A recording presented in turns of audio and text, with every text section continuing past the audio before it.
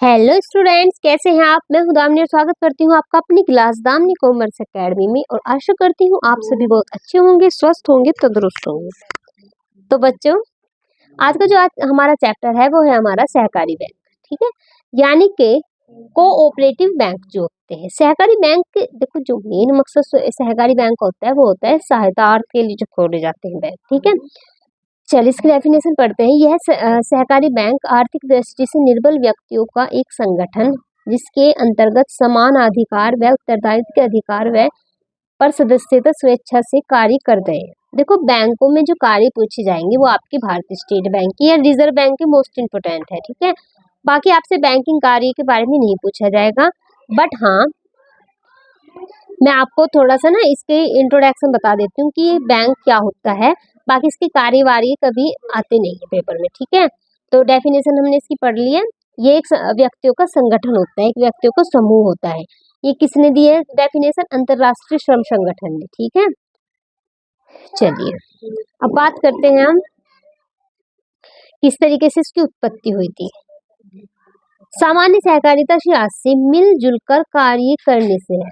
ठीक है, जो कार्य मिलजुल कर किया जाता है। वास्तव में सहकारिता एक ऐसा संगठन है जिसमें व्यक्ति अपनी आर्थिक हित की रक्षा तथा वृद्धि के लिए समानता के सिद्धांत के आधार पर निम्नलिखित होते हैं। समानता का सिद्धांत यानी कि जो वो सबको समान समझे। ठीक है, अन्य शब्दों में सहकारिता प्राय आर्थिक दृष्टि से दुर्बल व्यक्तियों का एक संगठन है जो आपस में एक दूसरे की सहायता करके आर्थिक उन्नति करते हैं। यानी कि एक तरह से ना, इसकी उत्पत्ति मैं बताऊं ना किस तरीके से हुई थी। पहले क्या हुआ था, जब व्यापार का ट्रेंड बढ़ा। ठीक है, तो जब व्यापार का ट्रेंड बढ़ा है, जब बैंक का ट्रेंड बढ़ा है ना, तो उन्होंने क्या किया, कुछ हिस्सों में बहुत सारे वर्ग के व्यक्ति आपस में मिलजुल कर क्या करते थे, वस्तु को इकट्ठा कर लेते थे, कलेक्ट कर लेते थे। उससे क्या होता था, जिस व्यक्ति को जिस चीज की जरूरत होती थी वो उसको एक तरह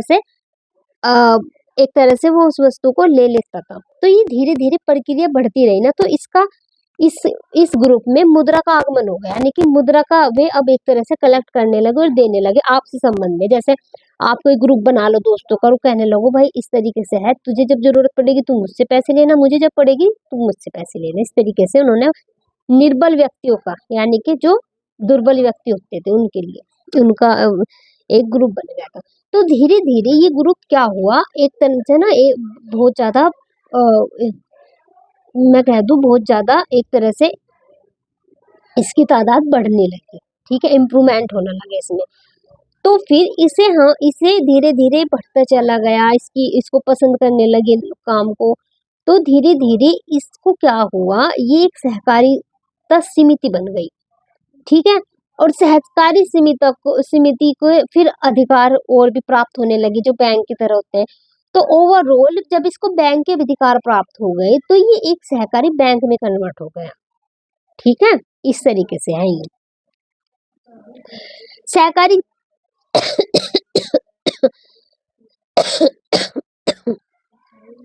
सॉरी सहकारिता के संबंध में विभिन्न विद्वानों द्वारा दी गई कुछ महत्वपूर्ण परिभाषाएं इस प्रकार है। आप इनकी परिभाषाएं पढ़ लेना क्या है। जैसे यदि मैं बात करूं, चलो सर होरस प्लैंकेट के अनुसार हम पढ़ लेते हैं। सहकारिता संगठन द्वारा प्रभावपूर्ण बनाई गई आत्म सहायता है।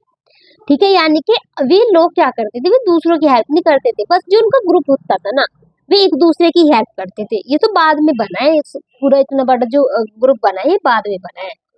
ठीक है, तो यानी कि ओवरऑल एक दूसरे की हेल्प करते थे। फिर क्या हुआ, फिर इसका जो निष्कर्ष निकलते हैं ये डेफिनेशन आप पढ़ लेना। जैसे यदि हम निष्कर्ष निकाले इसका, तो फाइनल जो डेफिनेशन इसकी बैठेगी, हम कह सकते हैं कि सहकारिता समानता के आधार पर गठित एक इच्छित संगठन है। यानी कि इच्छिक है, इसमें तुम किसी को भी जबरदस्ती नहीं घसीट सकते, जिसमें पारस्परिक हितों की रक्षा निरंतर रहती है, पारस्परिक एक दूसरे की। अच्छा, इसके सिद्धांत क्या है ना, प्रिंसिपल्स ऑफ द कोऑपरेशन जो बैंक्स होते हैं उनकी जो सिद्धांत है वो क्या है, मतलब तो हम बात करते हैं सहकारिता के मुख्य सिद्धांत निम्नलिखित है। सबसे फर्स्ट है जो हमारा सहकारिता संगठन इच्छुक होता है, यानी कि ये ना अपनी इच्छा पर डिपेंड करता है। ठीक है, आप किसी को इसमें जबरदस्ती सम्मिलित नहीं कर सकते कि हाँ भाई आप किसी ग्यारह व्यक्ति को भी लाओगे। अन्य व्यक्ति को भी कहोगे नहीं जबरदस्ती, ऐसा नहीं होता है इसमें। फिर इसमें क्या होता है, यह संगठन गरीब था निर्बल व्यक्तियों का है जो एक दूसरे की सहायता के लिए संगठित होते हैं। एक तरह से ना जैसे कमेटी डाल देते हैं, थोड़ा सा एग्जाम्पल उसी का समझ लो, जो कमेटी डाल देते हैं ना, सब इकट्ठे होकर पैसे कमेटी देते हैं, फिर किसी किसी की कमेटी खुलती है, इस तरीके से होता है। पारस्परिक सहयोग के द्वारा आत्मविश्वास व आत्मनिर्भरता प्राप्त करना है। प्रत्येक व्यक्ति सबके लिए तथा सब व्यक्ति प्रत्येक के लिए कार्य करते हैं, मतलब कोई भी ना मालिक नहीं होता है, ठीक है। फिर है इसमें सभी सदस्यों का अधिकार समान होते हैं। फिर इसमें प्रबंधक भी सभी सदस्यों द्वारा मिलकर किया जाता है, यानी कि जो मैनेजर इसका चुना जाता है वो एक के अकॉर्डिंग नहीं, सभी के अकॉर्डिंग, सभी का मत होना चाहिए उसमें, ठीक है। ये है। फिर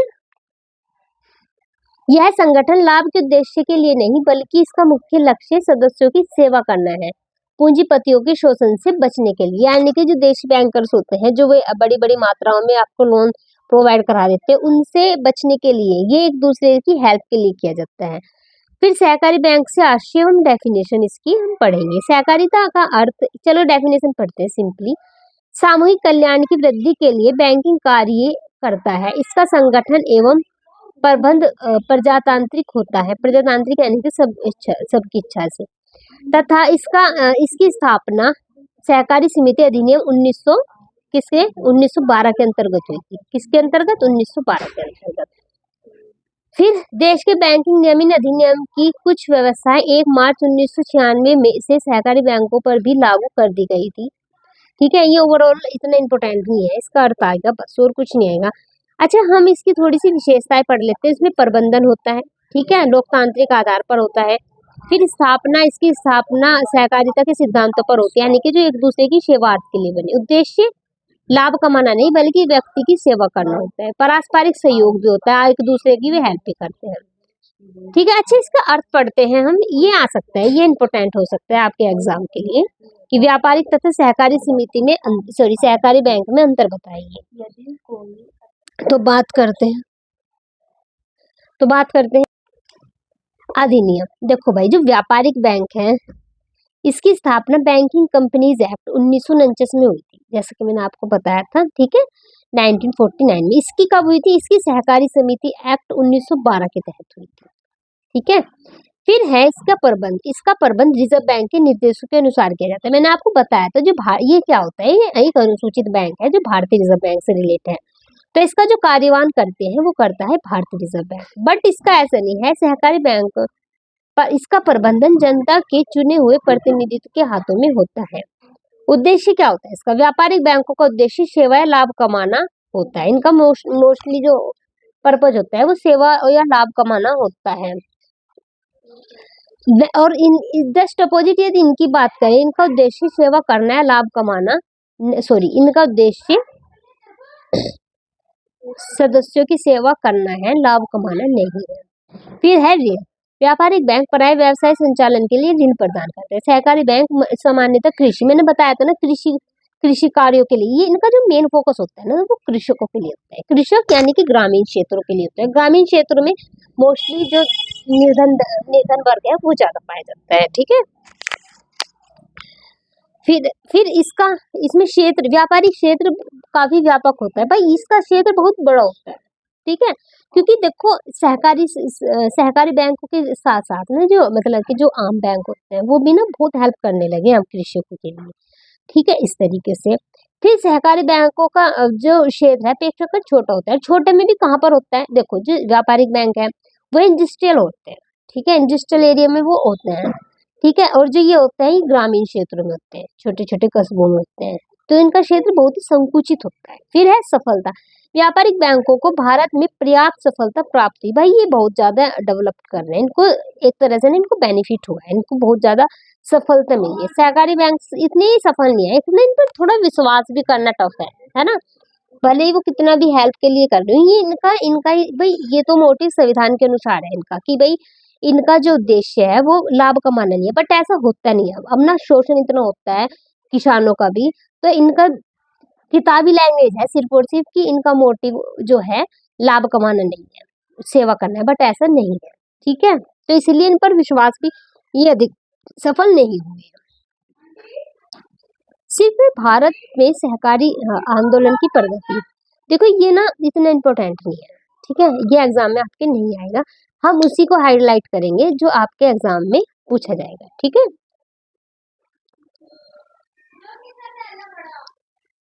इस तरीके से फिर अब हम बात करते हैं भारत में सहकारी संस्थाओं का जो वर्गीकरण है वो किस आधार पर हुआ है। तो वो आधार स्तर पर एक गांव अथवा बनाई गई प्राथमिक सहकारी समितियां, देखो ये ना 3 भागों में विभाजित है। सबसे फर्स्ट अगर हम बात करूं तो है ये आधार स्तर पर एक गांव अथवा नई, नेक्स्ट है हमारा, देखो आधार स्तर पर एक गांव अथवा, देखो किस तरीके से करना है आपको, सबसे पहले ये है आधार स्तर पर एक गांव अथवा कई गांवों के लिए प्राथमिक सहकारिता साख समितियां। फिर है हमारा जिला स्तर पर केंद्रीय सहकारी बैंक तथा राज्य स्तर पर राज्य सहकारी समिति बैंक सहकारी शीर्ष बैंक। अच्छा ये क्या होता है ना, 3 स्तरों पर इसको हमने डिवाइड किया गया है। सबसे पहला है हमारा इसमें ग्रामीण, ठीक है, फिर हमारा इसमें जिला और फिर हमारा इसमें राज्य स्तर पर, ठीक है, ये 3 स्तर है इसके, यानी कि ग्रामीण स्तर पर, जिला स्तर पर और राज्य स्तर पर, ठीक है।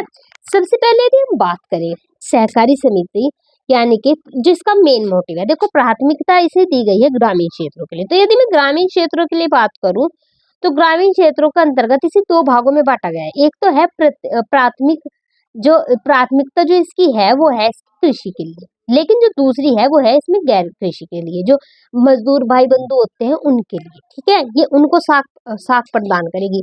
सबसे पहले सबसे मोटिव जो इसका है, मेन मोटिव जो इसका है वो है कृषि के लिए, बट ये वहां पे ग्रामीण क्षेत्रों में गैर कृषि जो होते हैं ना उनको भी हेल्प कर सकती है, ठीक है। प्राथमिक प्राथमिक सहकारिता की यदि मैं बात करती हूँ,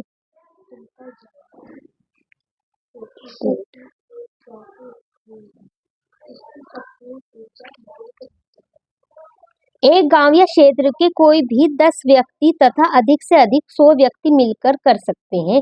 इनका रजिस्ट्रेशन कराना अनिवार्य होता है, ठीक है, याद रखना बेटा, इनका जो रजिस्ट्रेशन होता है वो अनिवार्य रूप से कराया जाता है। बैंक से ऋण लेकर तथा निक्षेपों से प्राप्त करती है, ठीक है।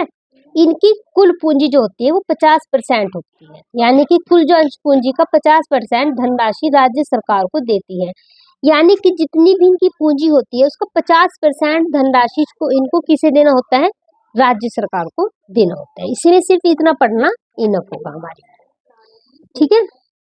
फिर होता है इसकी विशेषताएं क्या है, इसमें सदस्य कितने बताए मैंने, 100 हो सकते हैं अधिक से अधिक, और कम से कम 10 तो होनी चाहिए।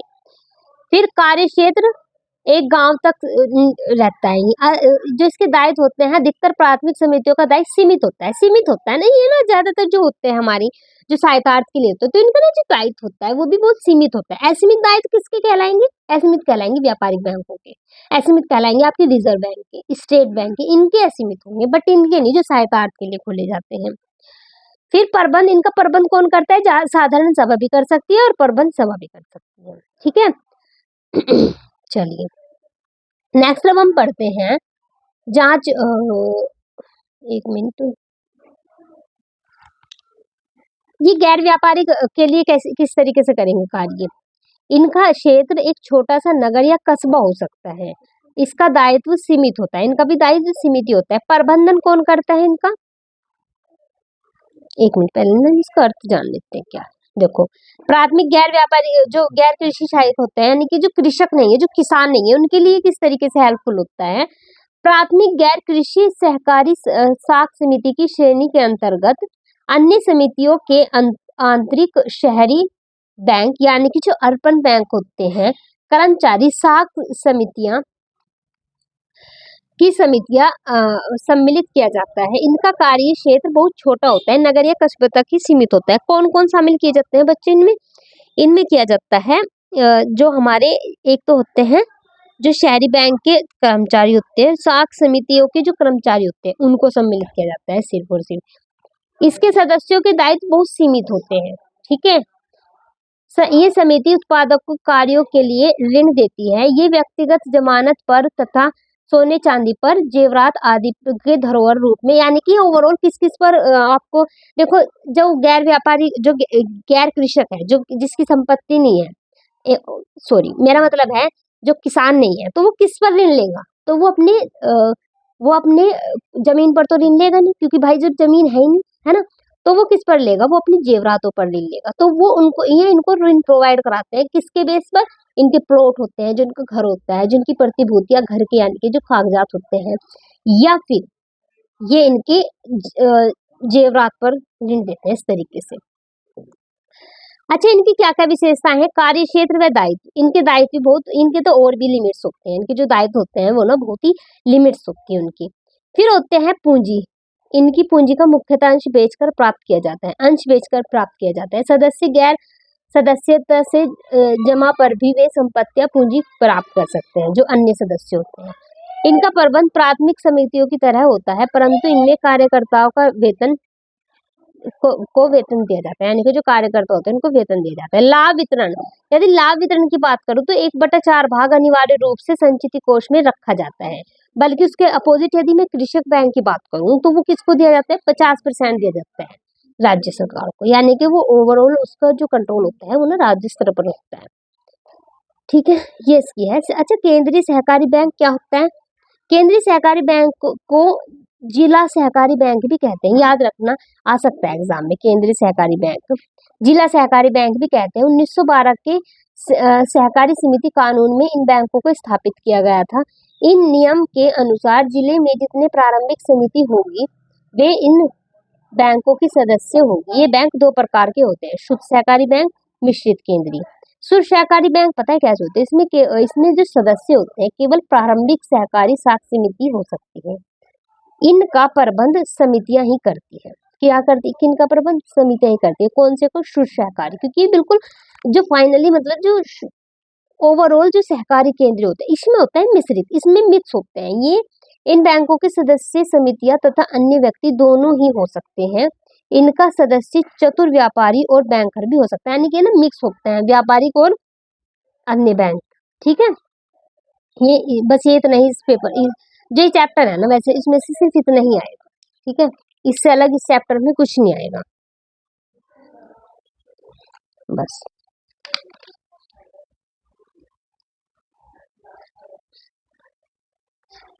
ये इतना ही आएगा इस चैप्टर में से, बाकी इतना जो इम्पोर्टेंट चैप्टर है नहीं। ठीक है, जो आगे का हमारा चैप्टर होगा वो मैं आपको देशी बैंकर्स का कराऊंगी कल का। ठीक है, तो आज के लिए इतना ही, मिलते हैं कल। जय हिंद, जय भारत।